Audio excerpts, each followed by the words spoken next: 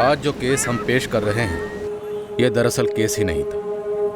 ना कोई शिकायत दर्ज हुई थी, ना जुर्म का कोई सुराग था, सिर्फ एक खबर हाथ लगी थी।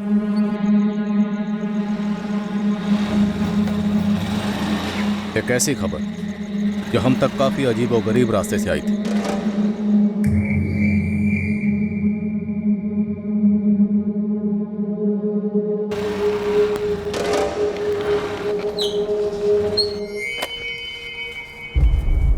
ए जीतू, एक क्वार्टर पिलाना भाई। कि भाई चंद्रू, हैप्पी बर्थडे तेरा। ये पिलाना बेकन जूस, 2 दिन से गला सूख रहा है भाई। हट चंद्रू, दोबारा हाथ लगाना, बहुत बुरा पिटेगा तू, समझा? चल निकल। एक खबर है मेरे पास, कड़क खबर दूंगा।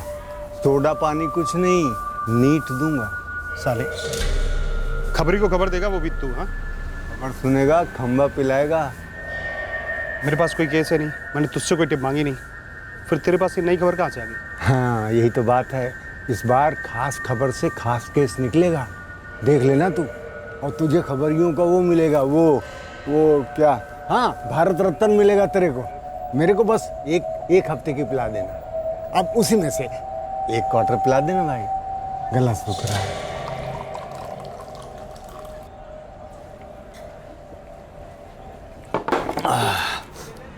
चंद्रू, खबर। जीतू, आज तारीख क्या है भाई? 15 जून 2017 गुरुवार। आगे बोल। 2015 में दिवाली कौन सी तारीख को पड़ी थी, याद है? अब जो तुझे पड़ेगी ना, सारी जिंदगी याद रखिए। हर तरफ फटाके चल रहे थे। 2015 दिवाली का टाइम था। और क्या हुआ 2015 की दिवाली में? अरुणापुरम स्टेशन मालूम तेरे को? अबे आगे बोल बेवड़े। अरुणापुरम स्टेशन से थोड़ा आगे, नहीं पीछे, नहीं शायद आगे। हाँ याद आया। स्टेशन से थोड़ा आगे, फाटक से पहले मैं पूरा खंबा डाउन था, बोरी बिछाई और लेट गया।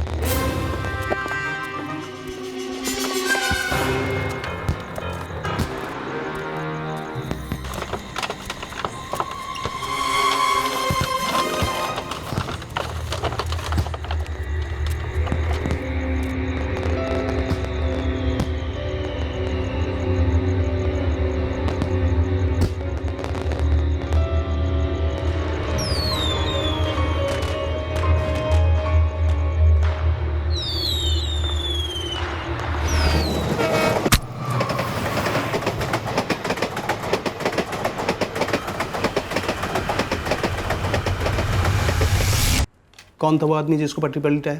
मुझे नहीं पता। और वो 4 लोग कौन थे? मुझे क्या पता? तो साले तुझे पता क्या है बे चंद्रू? दूसरे दिन मैं स्टेशन पर भीख मांग रहा था, तो मैंने उस आदमी को जो पटरी पे लिटा के गए थे ना, उसको फिर देखा सुबह। वे साले चंद्रू, मरा हुआ था वो।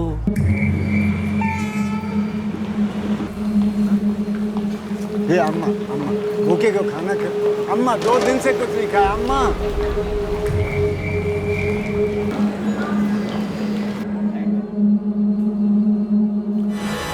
तो ये है खबर। छोड़।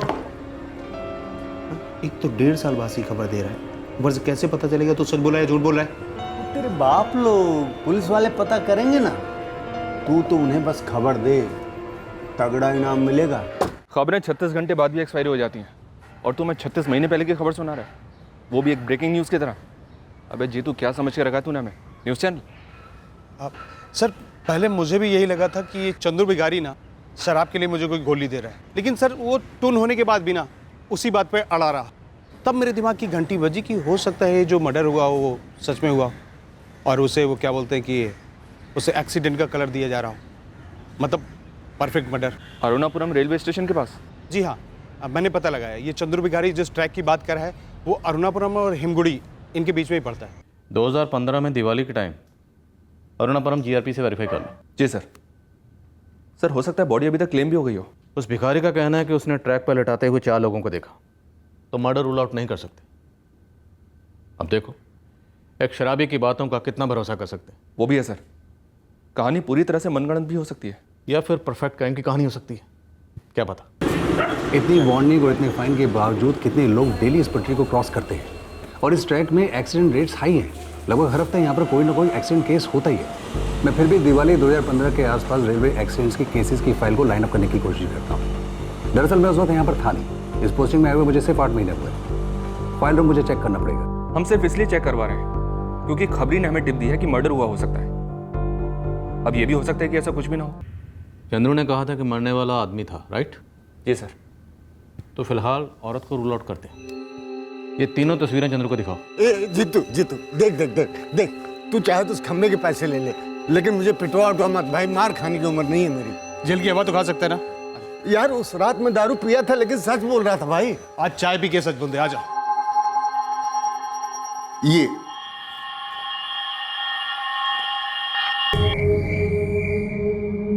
दिवाली का टाइम था, पक्का तू टाइट होगा। ट्रैक पर अंधेरा भी होगा, फिर भी तू पहचान गया। कहीं ऐसा तो नहीं दारू वारू के चक्कर में इस जीतू को गोली दे रहा है तो? नहीं नहीं नहीं साहब, बाटली कसम। 4 लोग थे साहब, और आकर इस आदमी को पटरी पे लिटा गए, मैंने आंखों से देखा था। सर अरुणापुरम जीआरपी ने 1 नवंबर 2015 से 15 नवंबर 2015 तक की सभी मिसिंग कंप्लेंट छानी, लेकिन कोई मिसिंग कंप्लेंट नहीं मिली उन्हें। फिर रेलवे ने खुद ही इस लाश का क्रियाक्रम कर दिया। और बाद में कोई खोजता पूछता भी नहीं आया? जी नहीं सर। हमारे पास एक पेक्कड़ भिखारी आई विटनेस है, और किस्सा भी 1.5 साल पुराना। ईश्वर, क्या ये केस हमें हाथ में लेना चाहिए? नवंबर 2015 से जनवरी 2016 तक सिर्फ अरुणापुरम ही नहीं बल्कि कर्नाटक के हर पुलिस स्टेशन में ये फोटोग्राफ और डिटेल भेजे गए। कहीं पे भी किसी कंप्लेंट के साथ में ये मैच नहीं हुआ। जनवरी में केस क्लोज कर दिया गया। तो अब कहां से स्टार्ट करोगे महेश? तुम्हारे पास सिर्फ एक शराबी का बयान है, कोई मिसिंग कंप्लेंट भी नहीं। सर शायद मिसिंग कंप्लेंट फाइल की ही नहीं गई, या हो सकता है किसी और डिस्ट्रिक्ट में की गई या किसी और स्टेट में। पर सर मेरा इंट्यूशन कहता है कि ये मर्डर हो सकता है। ले लो केस। मैं तो कहता हूं कि भिड़ जाओ, कोई प्रेशर नहीं, लेकिन एक मौका है ये प्रूव करने का कि कभी कोई परफेक्ट क्राइम हो ही नहीं सकता। सर डेड बॉडी के फोटोग्राफ्स को फिर से सर्कुलेट करने का कोई सेंस बनता नहीं है। सभी पुलिस थाने में जा चुकी है, सबके फाइल में होंगी। ये केस तकरीबन 1.5 साल पुराना केस है सर। और सर अगर हम ये मान के चलते हैं कि विक्टिम अरुणापुरम या फिर उसके आसपास के एरिया का है, तो फिर विक्टिम के परिवार वालों ने मिसिंग कंप्लेंट दर्ज नहीं कराई होगी। लोअर मिडिल क्लास या वर्किंग क्लास का लगता है, और कहीं ना कहीं तो इसका घर होगा जहाँ ये पिछले 1.5 साल से लौटा ही नहीं। यह अरुणापुरम और यह हिमगुड़ी, और यह है इन दोनों इलाकों के बीच में से गुजरता हुआ वो रेलवे ट्रैक जहाँ पर आदमी को लटाया गया। अब विक्टिम या तो हिमगुड़ी का हो सकता है या अरुणापुरम का, और इन चारों कातिलों में से कोई एक या तो इस एरिया का हो सकता है या इस एरिया का, या ये भी हो सकता है कि ये सब के सब या तो हिमगुड़ी से कनेक्टेड हो या अरुणापुरम से। सर ये अरुणापुरम, हिमगुड़ी, मागीहल्ली, तासीगरी, सेरुनाद, यहाँ कहीं से भी हो सकता है, क्योंकि ये सभी एरिया एक दूसरे से काफ़ी नज़दीक है सर। विक्टिम करीब 1.5 साल से घर नहीं लौटा है, उम्र 26 से 29 साल। अब हमें एक अनजान आदमी की पहचान ढूंढ निकालनी, तकरीबन 10 लाख लोगों के बीच में से। विक्टिम का चेहरा हमें नहीं पता, विक्टिम मारा गया, पर जो भी हो ढूंढना तो है।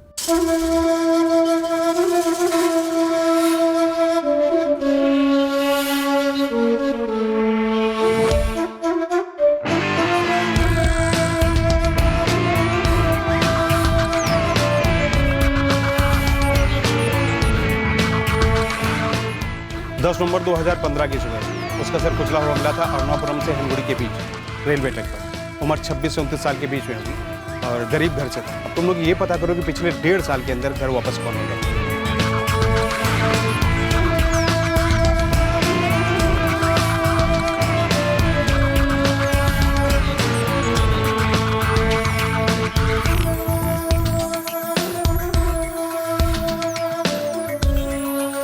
उस मारे गए आदमी की आइडेंटिटी की तलाश जारी थी जो अपने घर नहीं लौटा था, और साथ साथ हम दूसरे केसेस में भी बिजी थे। और तभी एक दिन वो खबर आई जिसकी उम्मीद काफ़ी कम। तू हिमांगी से पूछ ले, वो यहाँ से तीसरी गली में रहती है। अच्छा, इस हिमांगी घर में कोई ऐसा है जो कि पिछले 1.5 साल से घर वापस नहीं लौटा है? हाँ, विजय कोटियान, उसका पति। जहाँ तक मुझे याद है पिछले दिवाली से वो दिखाई नहीं। और हिमांगी घरों में काम करती है, इस वक्त शायद वो घर पे होगी।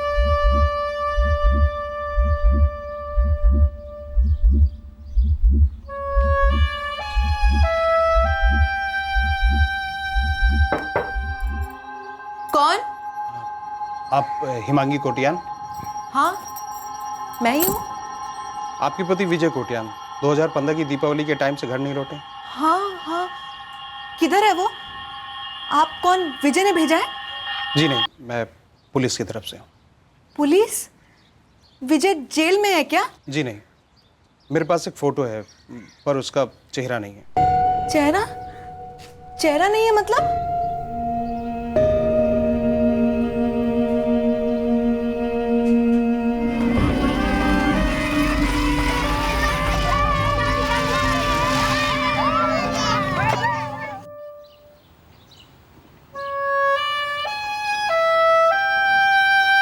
अप्पा, विजय का कुछ पता चला क्या? नहीं हिमांगी बेटा, पार्वती और मैं विजय को ढूंढ ढूंढ के थक गए। क्या विजय ने कुछ बताया था हिमांगी? कहीं बाहर जाने वाला था? नहीं अम्मा, 3 दिन पहले रोज की तरह पीकर आया था। उसके बाद बोला कुछ ज़रूरी काम है, तो मैं भी मानसी को सुलाकर सो गई। मैं उसकी कंस्ट्रक्शन साइट पर गया था, सबसे मिला वहाँ। सुपरवाइजर, कामगार सब यही बोल रहे थे कि 9 तारीख के बाद इधर आया ही नहीं।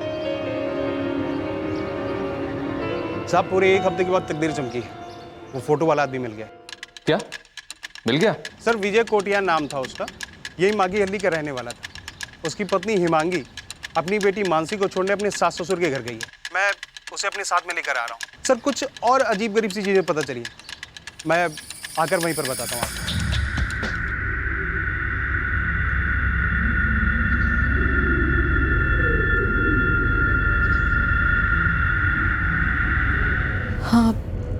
हाँ साहब, मुझे अच्छी तरह से याद है। विजय ने उस रात को यही कपड़े पहने थे, 9 नवंबर को। विजय, कहाँ जा रहे हो? पी कर आए हो? और कितना पियोगे? और जा कहाँ रहे हो? मैं किसी का खून करने जा रहा हूँ, ठीक है? विजय पीकर मारता था, बिना पिए भी मारता था। बहुत गुस्सा वाला था साहब। उस रात को भी गुस्से में ही निकला था घर से। ये जो विजय ने घर से जाते वक्त किसी को जान से मारने की बात कही थी, ये यूं ही नशे में कही थी या सच में उसकी किसी से कोई दुश्मनी थी? पता नहीं, कभी कभी तो मुझे भी मारने की धमकी देता था। हमारे एक सोर्स ने 4 लोगों को देखा था तुम्हारे पति विजय को पटरी पर लिटाते हुए। क्या तुम बता सकती हो कि वो लोग कौन हो सकते हैं? मुझे नहीं मालूम। हिमांगी, तुम कह रही थी कि तुमने, तुम्हारे सास और ससुर सबने विजय को काफी ढूंढा, तो फिर पुलिस कंप्लेंट क्यों नहीं कराई? आदत थी उसकी, झगड़ा करके जाएगा, फिर 2-4 दिन तक वापस नहीं आएगा, माँ बाप के घर पे ही रुक जाएगा और उसके बाद चुपचाप कुछ दिन में घर लौट आएगा। हमें लगा इस बार भी। पर इस बार 1.5 साल गुजर गए। जीतू, तू कुछ बताने वाला था ना? जी साहब, इनके घर से पहले भी एक आदमी गायब हुआ था। और कौन गायब हुआ था हिमांगी? मैं उनसे कभी मिली नहीं। उनसे? किन से? मेरा जेठ, विजय का बड़ा भाई नीलेश अन्ना। ये नीलेश कोटिन कब से गायब है? मेरी शादी के पहले से साहब। कब हुई थी तुम्हारी शादी? 2011 में, लेकिन नीलेश अन्ना तो 2010 से ही गायब थे। विजय ने ही बताया था उनके बारे में। साहब, इस विजय के माँ बाप जरूर कुछ बता सकते हैं नीलेश के बारे में। हिमांगी, विजय के पास मोबाइल तो रहा होगा ना? नंबर याद है तुम्हें उसका? नंबर तो याद है, पर नंबर सेवा में नहीं है ऐसा बोलता है। कोई बात नहीं, इस पर लिख दो। ये विजय कहाँ काम करता था हिमांगी? मजदूर था, वो बिल्डिंग बनती है ना, वही काम करता था। जिस बिल्डिंग कंस्ट्रक्शन साइट पे काम करता था विजय, वहाँ उसके कोई दोस्त तो होंगे ही। विजय के 2 दोस्तों को मैं अच्छी तरह से जानती हूँ, एक ओमकार प्रसाद और रतन राव। वो भी विजय के साथ मजदूरी करते थे। नंबर? ये ओमकार प्रसाद और रतन राव, ये दोनों कहाँ मिले? ओमकार तो हमारे मोहल्ले में ही रहता है साहब। जब विजय खोया था तो उसने ही हमारी मदद की थी।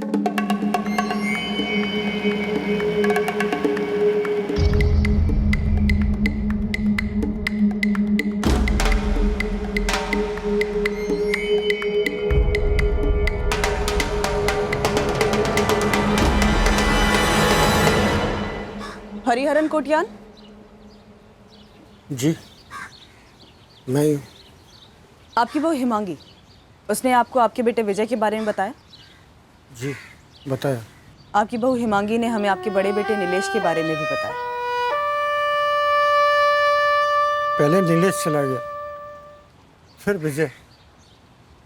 अब विजय के बारे में ऐसी खबर आई है कि कुछ ऐसा हुआ है।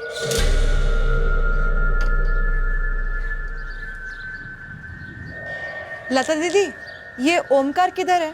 पता नहीं हिमांगी, सुबह से ही ताला लगा है। मैं साइट पर भी होकर आई, पर वहाँ बोले काम पर नहीं आया। गाँव गया होगा। सुब्रा से बात करके देखो। ये सुब्रेना कौन है? हम सबका मकान मालिक। ये नीलेश 2010 से गायब है। हाँ, नीलेश एक दिन काम से लौटा ही नहीं। कहाँ काम करता था नीलेश? जी वो हाईवे पर हटेले ना, मीनाक्षी, जब वो बन रहा था तब वहाँ ईंटें लगाना का काम कर रहा था। और आप लोगों ने नीलेश के गायब होने की भी कंप्लेन नहीं कराई, क्यों? तब विजय इतना पीता नहीं था, वो ढूंढ रहा था अपने बड़े भाई नीलेश को, जो कि विजय को मिला नहीं, और उसके बाद विजय खुद गायब हो गया। पार्वती जी, आखिर माजरा क्या है? ऐसा भी क्या डरना पुलिस से? अच्छा, 2010 में जब नीलेश गायब हुआ, डेट, महीना कुछ याद है आप लोगों को? जी 7 साल हो गए तो कुछ अच्छे से याद नहीं। आइए सर।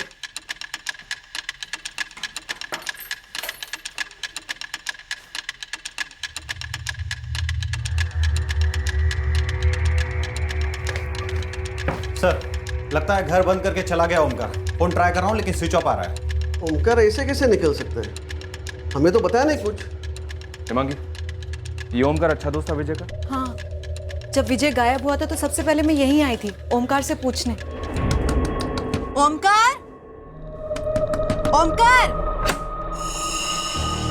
क्या हुआ हिमांगी? विजय रात भर घर नहीं आया। दारू वारू पीकर कहीं पड़ गया होगा। एक काम कर, तू रतन से पूछ ले। मिला मुझे रतन रास्ते में, उसे भी कुछ पता नहीं है। अरे रतन, विजय को देखा क्या कहीं पे तुमने? नहीं तो क्यों, क्या हुआ? बात क्या है मांगी? रात भर घर नहीं आया विजय, मुझे लगा तुमने कहीं देखा होगा। नहीं, मुझे तो नहीं पता। और विजय होकर कहाँ पर होगा? पीकर पड़ा होगा कहीं पर। तू ओमकार से जाके पूछ, मैं इधर देखता हूँ। हिमांगी, क्या तुम आजकल में ओमकार से मिली थी? क्या उसे पता है कि विजय का मर्डर हुआ हो सकता है? हम लोग तहकीकात कर रहे हैं। नहीं साहब, मेरी तो महीनों से बात तक नहीं हुई ओमकार से। ये रतन कहाँ रहता है? मालूम नहीं। सुबराय जी, आप जानते हैं रतन को? हाँ हाँ, अच्छी तरह। रतन भी यही रहता था ओमकार के साथ। रहता था मतलब? अब कहाँ रहता है वो? अब पता नहीं साहब, 2015 के आखिर तक दोनों यहीं रहते थे। एग्रीमेंट दिखाएं। लीजिए।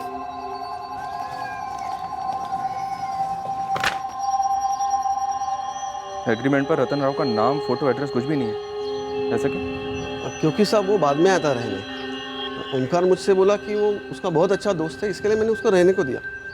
और वो आधा किराया भी देता था, इसके लिए मैंने फिर कागज पत्र वगैरह कुछ बनाया नहीं। ओमकार अपना फोन बंद करके बैठा है, जरूर भागा होगा हमारे आने की भनक लगने पर। हिमांगी, मैं साफ साफ बताऊं, तुमने तो कुछ नहीं बोला है ना उसे हमारे बारे में? नहीं साहब। तो फिर लफड़ा क्या है? तुम्हारा पति गायब है, पूरे 1.5 साल हो चुके हैं और तुमने शिकायत भी नहीं की। और 1.5 साल से मैं इंतजार कर रही हूँ साहब उसका, कि आज आएगा, कल आएगा, मेरी बेटी को उसका बाप मिल जाएगा। जबकि जानवर की तरह पेश आता था विजय मुझसे, और अब लफड़ा पूछ रहे। लफड़ा तो हो गया साहब, अब मेरा पति कभी वापस नहीं आएगा। मेरी बेटी को उसका बाप कभी नहीं मिलेगा। ये केस अजीबोगरीब तरीके से शुरू होता है और अब और भी अजीब होता जा रहा है। ये विजय कोटियान 2015 में मिसिंग होता है, मारा जाता है, और 1.5 साल तक इसकी कोई भी मिसिंग कंप्लेंट फाइल नहीं करवाई जाती। और सर, ये विजय कोटियान का बड़ा भाई नीलेश कोटियान, ये 2010 से गायब है, 7 साल हो चुके हैं, पर इसकी भी मिसिंग कंप्लेंट दर्ज नहीं की गई है। और ये ओमकार प्रसाद, विजय कोटियान का दोस्त, यह सुबह से गायब हो गया सर। इसका मोबाइल भी स्विच ऑफ है। और इस ओमकार के साथ रहने वाला विजय का दूसरा दोस्त रतन राव, वो पिछले 1 साल से गायब है। उसका तो कोई फोटो भी नहीं हमारे पास सर। सर, इस विजय की पत्नी हिमांगी, इस पे डाउट जा रहा है, स्ट्रॉन्ग डाउट। आई मीन एक पति की मार से परेशान औरत जिसका पति अचानक गायब हो जाता है, एक तरह से उसे छुटकारा ही मिल गया। पर सर, जैसे ही हिमांगी को पता चला कि हम पता कर रहे हैं विजय के बारे में, सर चौंक गई। सर, मुझे ऐसा लगता है कि हिमांगी ने ही ओमकार को टिप ऑफ किया होगा, उसके बाद ओमकार गायब हो गया। सर, आई थिंक विजय के केस में ये ओमकार और हिमांगी दोनों इन्वॉल्वड है। हिमांगी पर तुम्हारा शक इस बुनियाद पे है क्योंकि 1.5 साल तक ना तो उसने अपने पति विजय को ढूंढा और ना ही उसे ढूंढने में पुलिस की कोई मदद ली।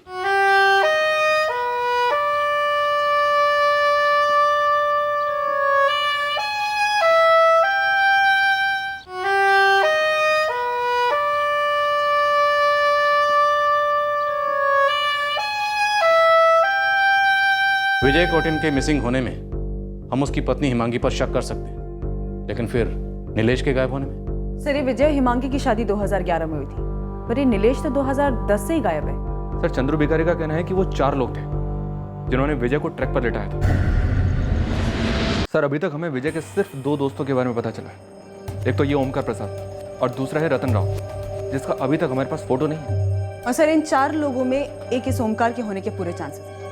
तो जैसे इसे पता चला कि हमें पता चल चुका है, तुरंत फरार हो गया। इस विजय कोटिन के फोन रिकॉर्ड्स निकलवाओ, हो सकता है उसमें रतन राव का नंबर नजर आ जाए। और सर, मैं ये विजय कोटियान के बड़े भाई नीलेश कोटियान के केस को खंगालती हूँ। हाईवे के पास मीनाक्षी होटल के कंस्ट्रक्शन पे ये काम कर रहा था, जो बिल्डिंग तो कब की पूरी हो चुकी है सर। आई थिंक 2010 के कॉन्ट्रैक्टर लिस्ट में इस नीलेश का नाम जरूर होना चाहिए। और मुझे लगता है कि हमें 2010 के जितने भी रेलवे ट्रैक पर एक्सीडेंट केसेस हैं सब खंगालने चाहिए। हो सकता है 2015 में जो विजय के साथ हुआ वही 2010 में नीलेश के साथ भी हुआ। इस अजीबोगरीब केस में कुछ भी मुमकिन है। ये केस बड़ा बनता जा रहा है। हो सकता है भिखारी चंद्रू की छोटी सी टीम किसी बड़े कांड का पिटारा खोल।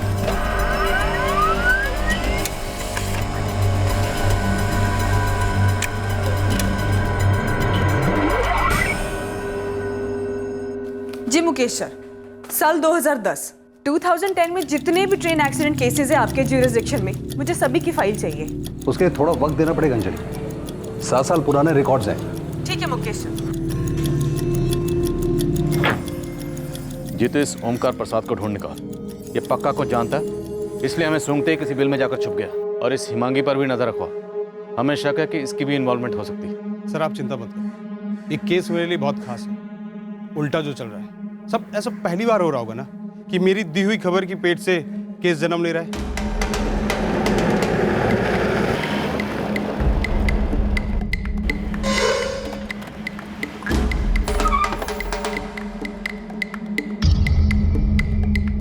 दो नंबर मैसेज कर रहा हूँ, ये दोनों नंबर स्विच ऑफ हैं, पर दोनों के रिकॉर्ड्स चाहिए। कंज्यूमर फॉर्म से लेकर सपोर्टिंग डॉक्यूमेंट्स तक पूरी फाइल। हाँ 2015 के ही रिकॉर्ड्स मांग रहा हूँ। ये तो ओमकार है, ये मेरे यहाँ का ही कारीगर है। इन्हें 2 दिन से काम पे नहीं आया। रामडे करना, ये ओमकार ना मर्डर केस में शामिल हो सकता। 2015 का केस है। तू पद्माकर से मिल, वो कई सालों से यहाँ अलग अलग कंस्ट्रक्शन साइट पे काम कर रहा है। शायद वो जानता होगा कि ये ओमकार कहाँ हो सकता है, और वो पक्का रतन को भी जानता होगा। ये पद्माकर कहाँ मिलेगा? वो तो यहीं ऊपर दूसरे माले पे काम कर रहे हैं। होटल के ओनर से ही मालूम होगा कि होटल कौन सी कंस्ट्रक्शन कंपनी ने बनाया था, और वहाँ से आपको लेबर सप्लायर का कॉन्टैक्ट मिलेगा। वैसे 7 साल पहले की बात कर रही हैं आप, 2010 की? जी पराग जी, 2010। उस वक्त साइट पर काम कर रहे नीलेश कोटियान को ढूंढ रहे हैं हम, तो 7 साल पीछे तो जाना ही पड़ेगा। आप एक बार अपने होटल के ओनर से बात कीजिए ना प्लीज। मुझे 2 दिन का टाइम दीजिए मैडम। प्लीज शाम तक कर दीजिए। वैसे हम नीलेश कोटियान के छोटे भाई विजय कोटियान के केस में 1.5 साल लेट है, और नीलेश कोटियान के केस में तो 7 साल लेट है।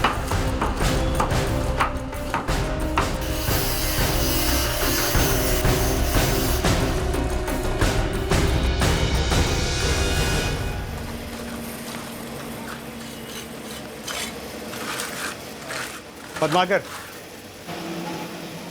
हाँ, मैं ही हूँ पद्माकर। तुम ओमकार प्रसाद और रतन राव को जानते हो? हाँ, दोनों को जानता हूँ, हमारी तरह मजदूर है।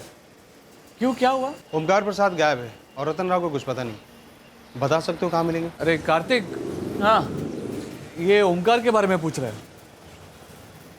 अरे भाई, वो तो 2 दिनों से काम पर ही नहीं आया है। मालूम है मुझे। माजरा क्या है? और तुम कौन हो? मैं पुलिस का मजदूर। अच्छा सुनो, लगभग 1.5 साल पहले यहाँ से एक मजदूर गायब हुआ था, विजय कोटियान। जानते हो उसे? दीपावली के टाइम पे। विजय को ना जानता हूँ मैं। उसका बड़ा भाई नीलेश, वो भी कई साल पहले गायब हुआ था, मालूम है मुझे। नीलेश भी पहले हमारे साथ ही काम करता था। देख भाई जीतू, तू ना अपने माई बाप पुलिस वाले को बोल दे कि अगर ये ओंकार प्रसाद कुछ करके भाग गया होगा ना, तो ये जरूर मध्य प्रदेश गया होगा। मध्य प्रदेश तो काफी बड़ा है। देखो और कुछ मुझे पता नहीं, जहाँ तक मुझे याद है पहले उसका वहाँ से अप डाउन होता था। ठीक है। और ये रतन राव? ये रतन तो काफ़ी टाइम से दिखा नहीं है, बहुत टाइम हो गया। अच्छा कार्तिक, ये रतन ये किस तरफ का है? ये तो अब पद्माकर। अरे रतन तू भूल गया क्या? अरे वो तो उस साइड रहता है ना, वो गुंतुर कहीं आंध्रा में। हाँ, मैंने सुना है कि ये विजय का मर्डर हो गया। सच है क्या? हाँ सच है। और एक बात, ये विजय कोटियान की पत्नी हिमांगी है ना, पुलिस को उस पर शक है कि ये विजय के मर्डर में उसका हाथ हो सकता है। ऐसा क्या? माजरा क्या है? एक गवाह है जिसने 2015 को दीपावली की रात में 4 आदमी को देखा था अपने इस विजय कोटियान को ट्रेन की पटरी पर लिटाते हुए। उसमें विजय के 2 दोस्तों को हमने पहचान लिया है, एक ओमकार प्रसाद और दूसरा रतन राव। ये बाकी 2 कौन हैं, तुम लोग बता सकते हो? हम क्या बताएं, हमें तो वैसे ही ये सुन के डर लग रहा है कि अपने विजय का मर्डर हो गया। और भाई जीतू, तू ये जो हिमांगी, उससे दूर ही रहना, बड़ी चालाक औरत है वो। चालाक से तेरा क्या मतलब है कार्तिक? देख, जब से विजय गायब हुआ है ना, तब से मोहल्ले से लेकर साइड तक सब लोग यही कह रहे हैं कि हिमांगी जो थी वो विजय से छुटकारा चाहती थी, और बस इसलिए उसने अपने पति को रास्ते से साथ कर दिया।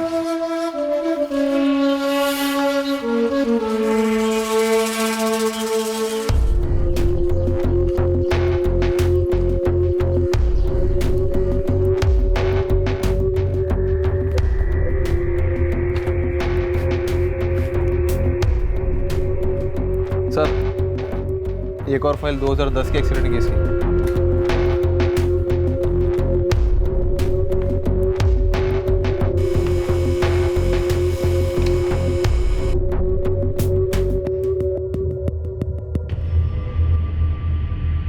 नवंबर 2015 की शाम को विजय कोटिन के फ़ोन पर आखिरी कॉल इस रतन राव का है। और उसके बाद से रतन का फ़ोन स्विच ऑफ हुआ था। वैसे इन दोनों दोस्तों के बीच काफ़ी बातचीत होती थी सर, ओमकार के साथ भी। विजय कोटिन के कत्ल के केस में अभी ओमकार और रतन दोनों हमारे प्राइमरी लिंक्स, इसमें कोई शक नहीं। ओमकार अंडरग्राउंड है सर, हिमांगी रडार पर है। अब बस इस रतन का पता चल जाए तो शायद इस केस में हम नेक्स्ट लेवल पर पहुंच सकते हैं। और विजय के बड़े भाई नीलेश, उसके केस में क्या प्रोग्रेस है? अरुणापुरम से 2010 के सारे रेलवे एक्सीडेंट केसेस की फाइल्स बहुत जल्दी आ जाएंगी सर। अंजलि मीनाक्षी होटल के कंस्ट्रक्शन सुपरवाइजर को ट्रैक कर रही है, जहां ये नीलेश 7 साल पहले मजदूरी करता था।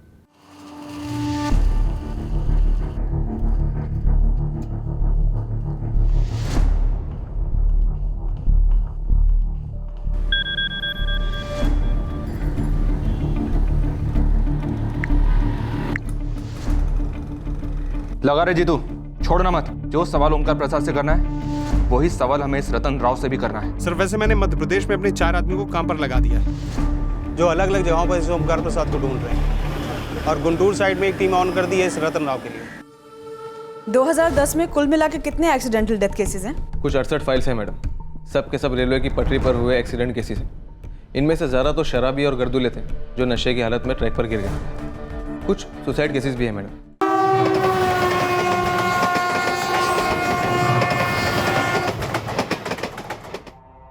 हर साल हजारों की तादाद में लोग रेलवे ट्रैक्स पर मारे जाते हैं। इनमें से ज़्यादातर केसेस अननेचुरल एक्सीडेंटल डेथ की फाइल्स में क्लासिफाई होते हैं।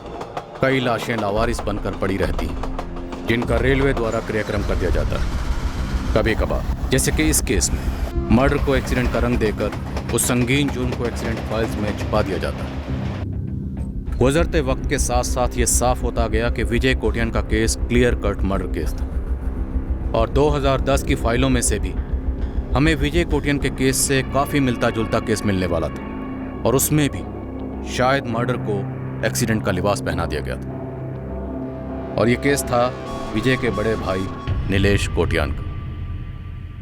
सर 2010 के 68 केसेस में से ये केस ऐसा है जिस पर डाउट जा रहा है। ये सितंबर 2010 का है। और सर इस केस में भी बॉडी ज्यों की त्यों है, सिर्फ सर ट्रेन के नीचे आके कुचल गया है, बिल्कुल विजय कोटियान के केस की तरह। और सर ये 2010 वाला केस भी अरुणापुरम और हिमगुड़ी के बीच वाले ट्रैक पर ही हुआ था। विजय की बॉडी भी इसी ट्रैक पर मिली थी। अब शायद हम एक नहीं दो मर्डर केसेस का सामना कर रहे हैं। नीलेश कोटियान और विजय कोटियान, इन दोनों भाइयों के 5 साल की गैप। हो सकता है दोनों का कातिल सेम हो। और सब मोडस ऑपरेंडी तो सेम है ही। ये मोडस ऑपरेंडी, ये इस तरह लोगों को मौत के घाट उतारने का तरीका शायद उन 4 हत्यारों ने कुछ और लोगों पे भी अपनाया होगा। सर मैं नीलेश और विजय के पेरेंट्स को नीलेश की फोटो दिखाता हूँ। हालांकि ऐसी हालत में उनके लिए पहचान पाना थोड़ा मुश्किल होगा, फिर भी ट्राई करता हूँ। शायद नीलेश के कपड़ों से पहचान जाए। दिमाग पे ज़रा सा जोर देकर याद करने की कोशिश कीजिए कि आपका बेटा नीलेश सितंबर के महीने में गायब हुआ था 2010 में। वो जब आखिरी बार घर से बाहर निकला था तो क्या वो इसी रंग के कपड़े पहनकर निकला था?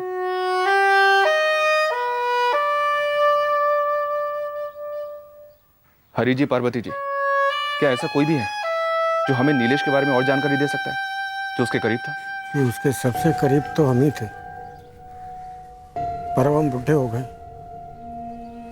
7 साल पुराना सब कुछ धुंधला सा हो गया है। नीलेश को भी ऐसा ही मार डाला गया था। कौन थे वो लोग? पार्वती जी, हमें पक्का तो नहीं मालूम।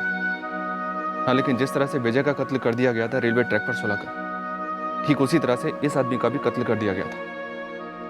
अब हमें यह लग रहा है कि सितंबर 2010 की ये लाश आपके बड़े बेटे नीलेश की थी।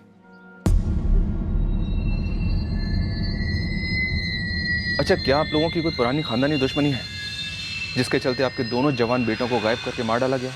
हम गरीबों का कैसा खानदान, कैसी दुश्मनी। हम खाली पेट उठते हैं, अपना खून जलाते हैं, मेहनत करते हैं, तभी जाके 4 चावल पेट में गिरता है। हमारे औकात है क्या किसी से लड़ने की या झगड़ने की? सॉरी मैडम, थोड़ा टाइम लगा हमारे होटल की कंस्ट्रक्शन कंपनी तक पहुंचने में, लेकिन लेबर सुपरवाइजर से कांटेक्ट हो गया। Thank you Parag ji. Please इस सुपरवाइजर का नंबर फॉरवर्ड कर दीजिए तुरंत। जी मैडम, मैं अभी फॉरवर्ड करता हूँ। नाम क्या है इस लेबर सुपरवाइजर का? लेबर सुपरवाइजर का नाम है गिरीश किन्नी। हेलो हेलो, हाँ कौन बोल रहा है? मैं assistant sub inspector Anjali Shetty बोल रही हूँ, क्राइम ब्रांच से। क्या बात है मैडम? गिरीश, 2010 में हाईवे पर होटल मीनाक्षी का कंस्ट्रक्शन चल रहा था। वहाँ पे तुम्हारा एक लेबर काम कर रहा था, नीलेश कोटियान। नीलेश कोटियान, वो मागेली वाला? नहीं, ये देख के तो नहीं बता सकता कि ये नीलेश कोटियान है। मतलब वैसे भी 7 साल हो गए, सैकड़ों मजदूर आए गए, और उसमें इसका चेहरा भी तो। गिरीश, ये मर्डर केस है। जिस तरह नीलेश के छोटे भाई विजय का मर्डर हुआ 2015 में, उसी तरह 2010 में खुद नीलेश के भी मर्डर होने की संभावना है। छोटे मजदूर आदमी का कत्ल करके किसको क्या मिलने वाला है? वही तो हम जानना चाहते हैं गिरीश। और सिर्फ इतना ही नहीं, हमें डाउट है जिस तरह से इन 2 भाइयों को मार दिया गया रेलवे ट्रैक पर लिटाकर, उसी तरह से उन लोगों ने और भी कई लोगों को मारा हो सकता है। अच्छा गिरीश, एक बात बताओ, ये जो मीनाक्षी होटल का कंस्ट्रक्शन साइट था जहाँ पे नीलेश काम करता था, क्या वहां पे इसका कोई ऐसा झगड़ा हुआ था जिसमें उसका छोटा भाई विजय भी शामिल हो? नहीं मैडम, ऐसी तो कोई बात नहीं थी। ये नीलेश एकदम सीधा साधा गाय आदमी था मैडम। हाँ, जब ये गायब हो गया तो उसके बाद वो कविता आती थी इसके बारे में पूछने के लिए। कौन है ये कविता?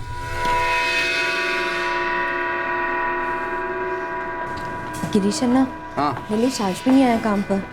तो मैं क्या करूं?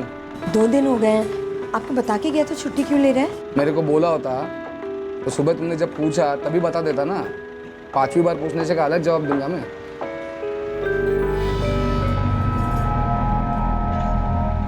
गिरीश, ये कविता भी कहाँ मिलेगी?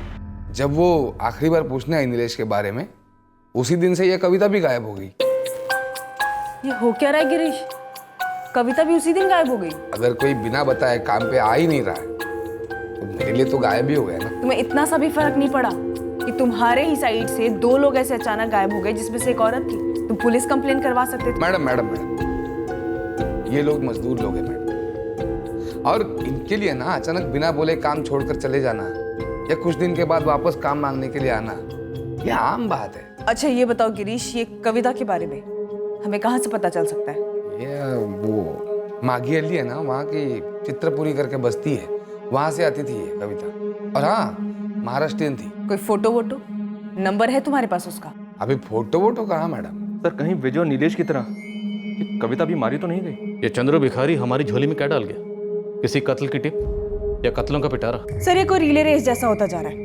एक मिसिंग कंप्लेंट दूसरे की तरफ इशारा कर रही है और एक मर्डर केस दूसरे मर्डर को दस्तक दे रहा है। सर आई थिंक हमें इस कविता को चित्रापुरी बस्ती में ढूंढना चाहिए। शायद वो हमें नीलेश के केस के बारे में कोई लीड दे पाए और नीलेश का केस शायद विजय के हथियारों तक हमें पहुंचा दे। रतन राव और ओमकार प्रसाद ये कहाँ दौड़ रहे हैं इस वक्त? सर्च जारी है सर। कब्रियों का महागठबंधन काम पर लगा हुआ है। ऑपरेशन कविता, लेकिन ध्यान रहे इस रिले रेस में वो बैटन, वो कड़ी हमारे हाथ में आनी चाहिए जो हमें इन केसेस की तह तक लेकर जाए। ऐसा ना हो कि हर खिलाड़ी अलग अलग दौड़ रहा है, कोई ट्रैक में कोई स्टेडियम में। बस एक ऐसी कड़ी मिल जाए जो इन सारे केसेस को आपस में जोड़ दे, मर्डर और मिसिंग केसेस को। पता नहीं इस रेलवे ट्रैक पर और कितनी लाशें बिछाई गई होंगी। कविता को जानती हैं आप किसी कविता को जानती हैं? कंस्ट्रक्शन साइट पे काम करती कविता, महाराष्ट्र में। हाँ कविता।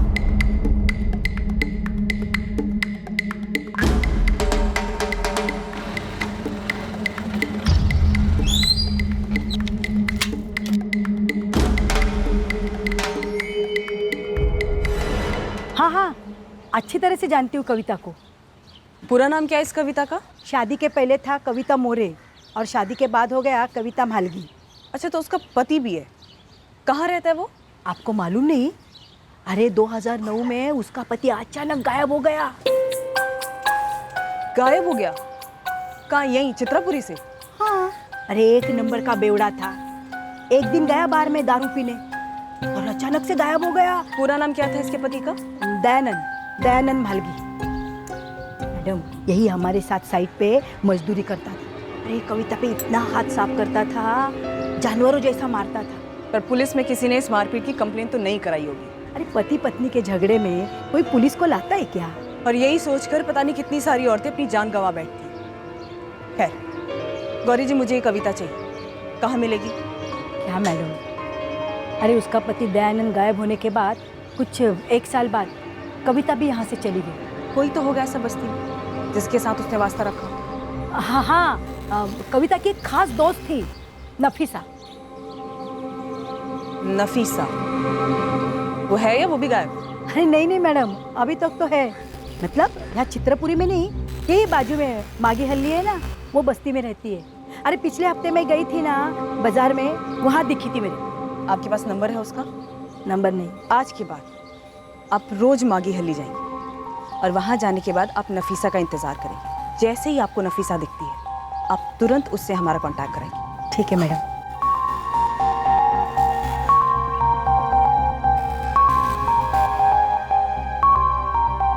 अबे साले जीतू, एक टिप क्या ले आया चंद्रू बेकारी की? हमें पूरे क्राइम ब्रांच की छुट्टियां कैंसिल करनी पड़ी, लेकिन एक भी सुराग हमारे हाथ नहीं लगा। हाथ में था सर, ये रतन राव हमारे हाथ में था, लेकिन फुर हो गया। फुर हो गया? मतलब कहाँ से फुर हो गया? 2 महीने पहले से ये आरके मार्ग पुलिस थाने में बंद था ये रतन राव। परसों जमानत हुई है और निकल गया यहाँ से। चार्ज क्या लगा था इस रतन पर? फुल मर्डर का। मतलब ये हिस्ट्री शीटर है? ये साला जेल में बैठा था और हम लोग इसे पागलों की तरह बाहर ढूंढ रहे थे। सर अभी डबल शॉक के लिए रेडी हो जाओ। इस रतन राव के साथ में दूसरा बंदा था ना, ओमकार प्रसाद, वो भी हिस्ट्री शीटर है क्या? एकदम। इस रतन के साथ इसी मर्डर केस में अंदर था और इस ओमकार की अभी 3 हफ्ते पहले ही जमानत हुई है। ये तो हद ही हो गई। हमें कैसे पता नहीं चला कि हमारे जो 2 प्राइम सस्पेक्ट हैं वो दोनों के दोनों हिस्ट्री शीटर हैं? ओमकार प्रसाद और रतन राव दोनों हिस्ट्री शीटर्स हैं और मर्डर केस में अंदर रहते हैं। अब तो पक्का लग रहा है कि नीलेश और विजय को इन दोनों ने ठिकाने लगाया। और कविता का पति दयानंद मालगी जो 2009 से गायब है, कहीं ऐसा तो नहीं कि उसकी अननेचुरल एक्सीडेंट केस की फाइल बनी हो पर असलियत में उसका भी मर्डर हुआ? इस हिमांगी को तोड़ते हैं सर। ये कब से खामोश बैठी तमाशा देख रही थी। इसने एक बार भी मुंह नहीं खोला कि इसके पति विजय के दोनों खास दोस्त ओमकार प्रसाद और रतन राव, ये दोनों के दोनों हिस्ट्री शीटर हैं। सर कहीं ऐसा तो नहीं कि विजय और नीलेश इन दोनों की आपस में कोई अनबन, कोई तू मैं हो गई हो?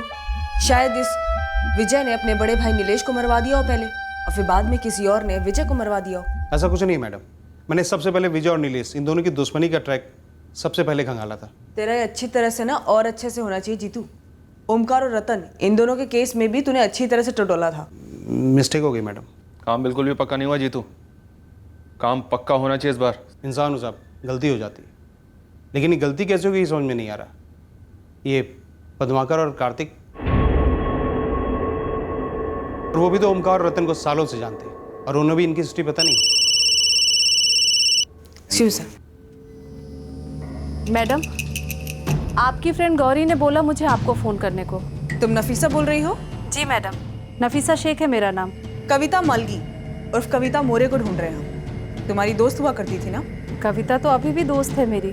रहती कहाँ है कविता? सोलापुर में। सोलापुर में? वहीं की तो है वो। जब उसका शौहर दयानंद गायब हुआ, फिर नीलेश भी, तो कविता लौट गई सोलापुर। कविता को बोलूं क्या आपको फ़ोन करने के लिए? नहीं नफीसा, तुम एक काम करो, फिलहाल तुम मुझे कविता का फ़ोन नंबर दे दो। पर बात क्या है? तुम यहाँ क्राइम ब्रांच में आकर मुझसे मिलो, उसके बाद मैं तुम्हें बताती हूँ। पर पहले तुम मुझे कविता का फ़ोन नंबर दे दो। पता भी है उसके घर का? फोन करने की तो सोचना भी मत इस कविता को। एक टीम लो और सीधा सोलापुर पहुंचो इसके एड्रेस पर और उठा लो इस कविता को। Right sir. सर, मैं आर के मार्ग पुलिस थाना से बात करता हूँ। ये ओमकार और रतन जिस मर्डर केस में अंदर हुए थे, उस केस को स्टडी करता हूँ। हो सकता है इन दोनों के बारे में कोई लीड मिले। सारे केसेस को अपनी समझ और पकड़ में रखना होगा, और जो सब कुछ जानकर भी अनजान बने बैठे थे, उनकी तो बैंड बजानी।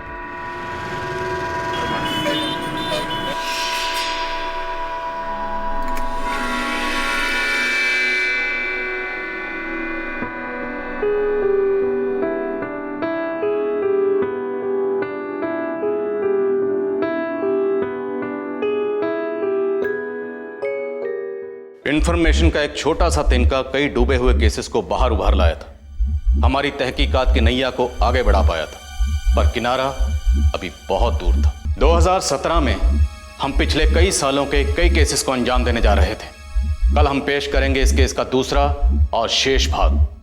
जय हिंद।